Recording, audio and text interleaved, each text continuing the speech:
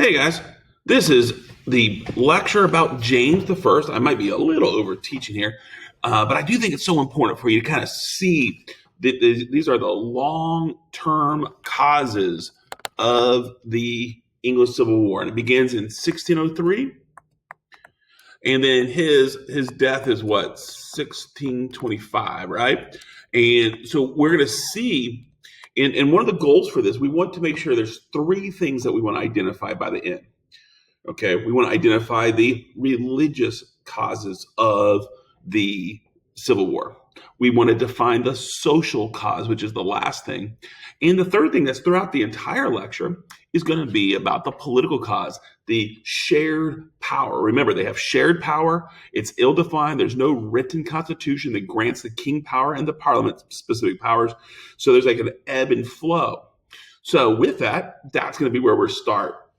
And James I, one of my favorite nicknames in history, Henry IV, the Bourbons in France, he identified James I as the wisest fool in Christendom.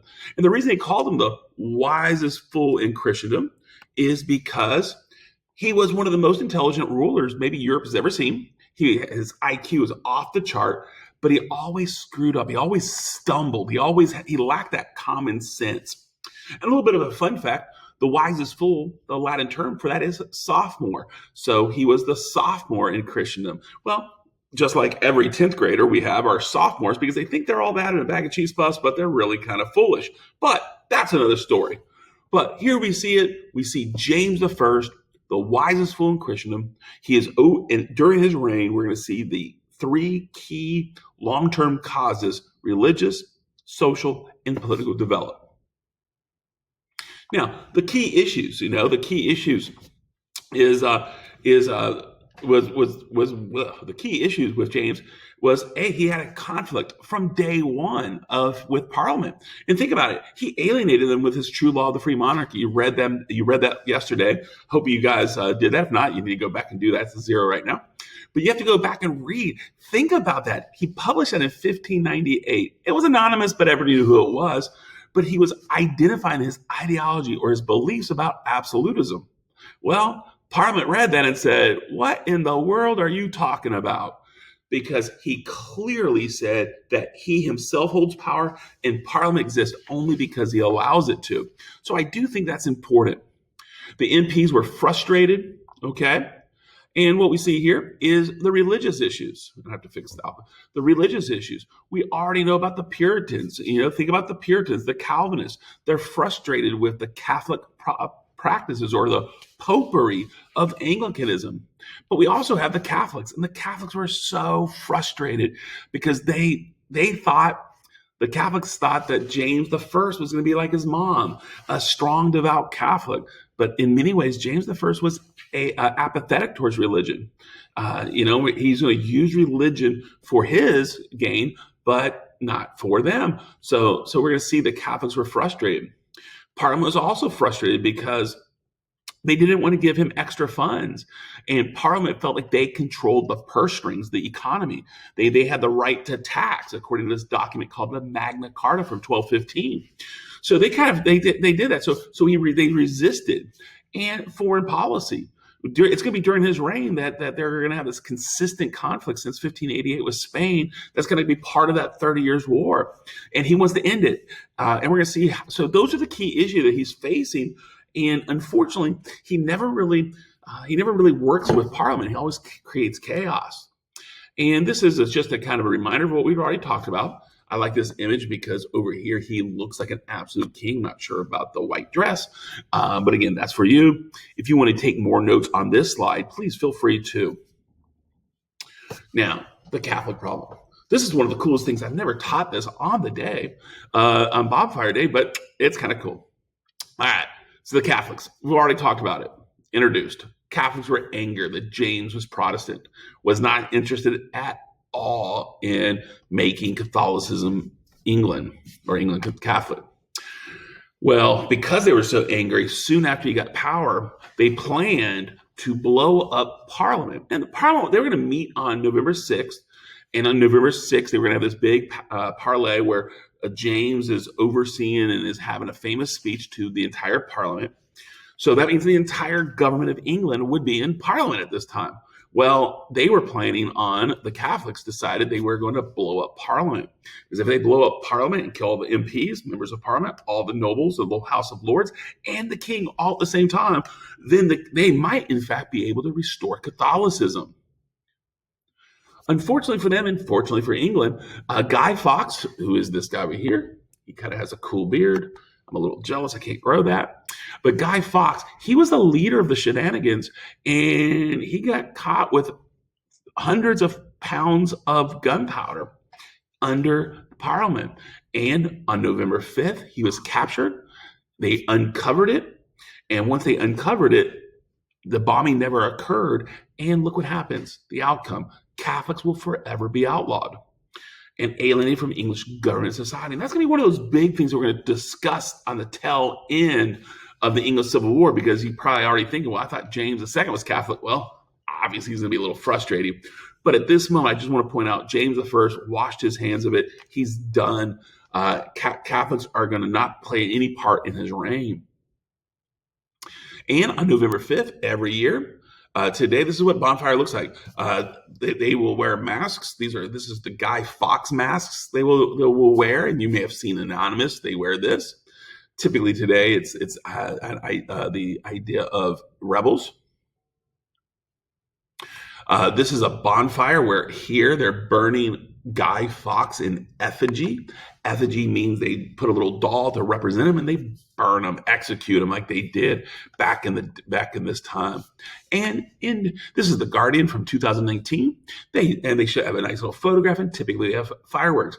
I'm not sure if today in 2020 they're going to be doing it with COVID, but again, it's kind of a cool thing that it still lingers in today. And the reason they celebrate this is because they saved England. I just think it's important to also realize that every time they celebrate it, what religion might not feel so comfortable? And of course, it'd be Catholics. And we can talk more about that. Now, how does he deal with the Puritans?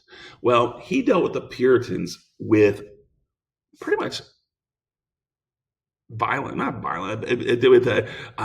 short, right? Because he absolutely was never giving up on the Episcopal system. And I hope you remember my hand signals for that. Remember, the Episcopal system is a highly centralized system that's controlled by the king. And don't forget, I know First Block today, a couple of y'all forgot, the Book of Common Prayer is what they're going to use. Every mass is controlled by the Archbishop of Canterbury, who is serving the king. So highly centralized, and the king's going to utilize the church to help create absolutism. Something I didn't say in First Blocks, if you want to write this, I would say this is kind of important. The king believed that he controlled the paradigm by controlling the church. And we're going to talk a little bit about that hopefully tomorrow. Now, the Puritans, they wanted to enforce a Presbyterian system. And a Presbyterian system is a centralized system of the church where local churches held some independence. For example, they wanted to have the right to hold their own mass. Instead of operating by the Book of Common Prayer, they wanted to create their own individual masses with the Holy Spirit. They would say what the Holy Spirit kind of convinced the priest to do. And they would be able to pick and choose their ministers and etc. So the Puritans were looking to decentralize the church, but they weren't dumb. They knew they couldn't just destroy and create anarchy. So they decided that this would be the next best thing. Well, James realized he knew what their long-term goal was, and he was never going to give up the king of the church. So I just want to point out, James I identified that the king's control of the church was instrumental, the most important thing that he had to control England. He controlled Sunday mornings, and he thought he controlled England. The Puritans wanted to ease that. So even though he made the Puritans mad, he never even negotiated. He said, heck no, we won't go. The Puritans were frustrated. Well, what he does to satisfy them is he holds the Hampton Court Conference. And the purpose of the Hampton Court Conference was to create the first modern, accurate version of the Bible. The first modern version, English version, correct version of the Bible. And today it is considered one of the most conservative versions of the Bible. And what came out of it is what we call King James Version. I do want to point out the king really didn't have a lot to do with the actual writing of that Bible. So it's not like he's trying to fix it so that he can control it. But the King James Version Bible is named in his honor, and it's really difficult to read. I encourage, if you want to read a Bible, read the New King James Version, but that's just a little side note. But what happens? The Puritans, though they were frustrated that the Episcopal system they wouldn't get the Presbyterian, they were happy because they got a modern English version of the Bible. And if you didn't remember, I do think this is important to connect to last unit. This makes this moment part of the Reformation. Just remember, the Reformation ended in our book in 1648. We can carry it a little longer with England. We'll see that. Now, I just want to continue with this. James really frustrated Parliament. The finances. The Parliament didn't want to give him extra money because they didn't want to give him extra money. They wanted to control that money. So they wanted to hold the purse hostage, maybe, so if the king wanted to do something, they wanted to be able to be the ones that passed the tax. Well, the king said, "Oh, that's cool." And then he turned around and sold charters like the Virginia Company of London, and he sold titles of nobility, and he did that to create an independent source of income. So who does he rely less on? The Parliament. Now, I will tell you, every other king in history did this. The only difference here is James has already triggered Parliament. So Parliament felt like their liberty was being infringed upon. And the foreign policy. By 1625, before his death, he ended the very unpopular War with Spain. Sounds like a good idea, but he doesn't ask Parliament. And there's two things here that we can talk about. Remember, even though he's attacked the Catholics after the Gunpowder Plot, the Puritans still think he's a Catholic, a closeted Catholic, because of the Stuarts. So by ending the conflict with Spain, they were like, wait a minute. And remember, Mary the First was married to Philip just two generations before. So there was a lot of skepticism. It was a good policy in the war, but what he should have done was consult Parliament. Without the Parliament advice, it seemed like he was acting like an absolute ruler. So with all these details, I just want to make sure you understand that by this time, the Parliament was becoming very suspicious of James I and the Stuart dynasty. They believed they were maneuvering towards absolutism, which means Parliament would lose their liberties. And Parliament did believe they represented the liberties for all Englishmen. So that's going to be something we might talk about tomorrow. I'm not sure. We'll see. Now, that kind of ends your textbook reading, but I want to point out Dr. Spivogel slips in the gentry. You should have known the gentry because they were in bold, but let's talk about it real fast. The gentry. The gentry are a landed group with no title of nobility. Remember, guys, if they have no title of nobility and the estate system still here, the gentry is still part of the third estate. Because they're not nobles and they're part of that third estate, they were not allowed to be part of the prestigious House of Lords, which is by this time you should know the House of Lords is one of two houses of Parliament. So there's a lot of frustration here. And what we see here is they were seen as commoners. That's why they were part of the House of Commons. The gentry were the only real people that were involved, that had power in the House of Commons, and they were seen as commoners. How do you think how the gentry felt when they were seen as common people? They may be as wealthy as the nobles. They may even have more land than a noble, and yet they're still going to be seen as one of those people. So they were very frustrated. And they had a tendency, this is the group that had a tendency to be Puritans because they didn't trust the power of the king. They were looking to decentralize and they were looking to bring an end to the estate system. So they believed in Calvinism, not a total surprise because if you're gentry and you're special, you might in fact be part of the elect and everyone else is reprobate. So we'll see that in a hot second. Why that's important. So the gentry sought a way to crumble the estate system and bring down the lords. Clearly, this would be considered part of that social revolution. So when we review there, I do have a slide that's not great for a conclusion, but I'll do that in a second. But before we move on, I do want to conclude. During the reign of James I, we see the three key P2s, right? The three key long-term causes. We see the political cause, the struggle between Parliament and the king with shared power not defined.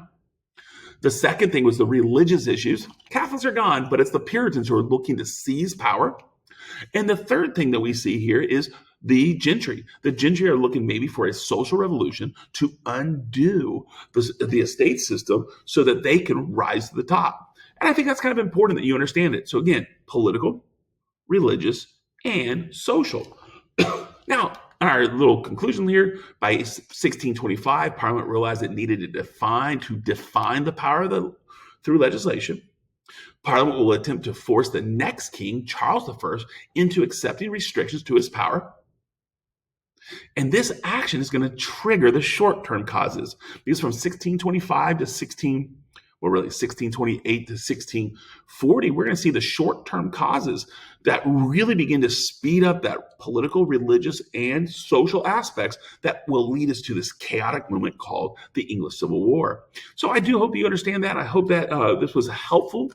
I know I stumbled a little bit, but I hope that this was a helpful moment. If you ever have questions, you can always feel free to ask.